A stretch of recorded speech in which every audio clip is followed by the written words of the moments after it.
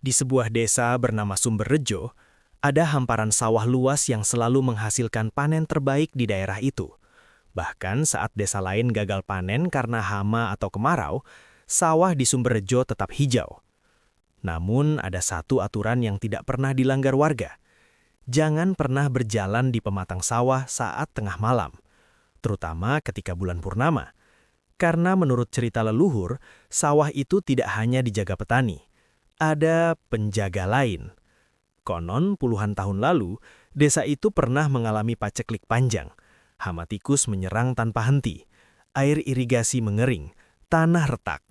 Seorang tetua desa melakukan tirakat di tengah sawah selama 7 malam. Pada malam ketujuh, ia melihat sosok tinggi kurus berdiri di antara padi-padi kering. Tubuhnya seperti bayangan hitam, wajahnya tak terlihat jelas, namun matanya bersinar samar kehijauan.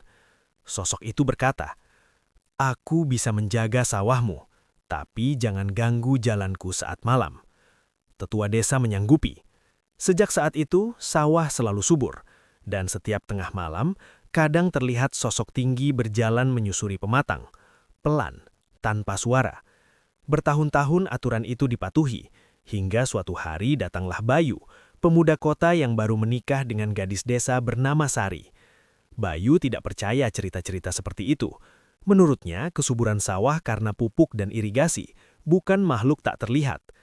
Suatu malam purnama, ia sengaja keluar rumah. "Cuma mau lihat apa benar ada penjaga," katanya pada Sari. Sari memohon agar ia tidak pergi, tapi Bayu tetap berjalan menuju sawah. Kabut tipis menggantung di atas tanaman padi. Bulan purnama menggantung besar di langit. Sawah terlihat indah, terlalu indah. Bayu melangkah ke pematang. Awalnya tidak terjadi apa-apa. Ia tertawa kecil. Namun saat ia sampai di tengah sawah, angin tiba-tiba berhenti. Padi-padi yang tadi bergoyang kini diam kaku. Lalu terdengar suara langkah. Bukan dari belakang, bukan dari samping, tapi dari depan. Bayu melihat ke ujung pematang, dan di sana berdiri sosok tinggi kurus, lebih tinggi dari manusia biasa. Tubuhnya hitam seperti bayangan, wajahnya kosong, namun 2 titik hijau menyala di tempat seharusnya mata berada. Bayu terdiam. "Siapa kau?" Suaranya gemetar. Sosok itu tidak menjawab. Ia mulai berjalan, langkahnya lambat, namun setiap satu langkahnya terasa mendekat sangat cepat.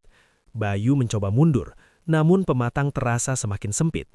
Tanah di bawah kakinya lembek, seperti lumpur hidup. Padi-padi di sekelilingnya mulai bergerak, bukan karena angin, seperti ada sesuatu yang merayap di bawahnya. Sosok itu kini berdiri hanya beberapa meter di depannya, dan untuk pertama kalinya, Bayu menyadari sesuatu yang mengerikan. Sosok itu tidak memiliki bayangan. Justru, Bayu yang tidak lagi memiliki bayangan. Ia menoleh ke tanah.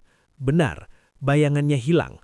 Sosok itu mengangkat tangan panjangnya, dan bayangan Bayu muncul di tanah, tapi bukan di bawahnya. Bayangan itu berdiri di samping sosok tinggi tersebut. Diam, menghadap Bayu. Bayangan itu tersenyum, padahal Bayu tidak. Tiba-tiba tanah retak, lumpur menarik kakinya. Bayu berteriak, namun suara itu tertelan kabut. Sosok tinggi itu berbisik pelan. Janji dilanggar. Kabut menelan segalanya. Pagi harinya, warga menemukan Bayu tergeletak di tepi sawah. Hidup, namun berbeda. Matanya kosong, ia tidak berbicara lagi, hanya duduk memandangi sawah setiap malam. Dan yang lebih aneh, ia tidak memiliki bayangan di bawah cahaya apapun. Sejak kejadian itu, aturan desa kembali ditegaskan. Tidak ada yang berani keluar ke pematang saat malam, karena warga sadar satu hal. Penjaga sawah tidak marah, ia hanya menukar. Dan jika suatu malam kau berjalan di antara padi-padi saat bulan purnama, cobalah lihat ke tanah. Pastikan bayanganmu masih mengikuti, karena jika tidak, mungkin ia sudah memilih berdiri di sisi lain.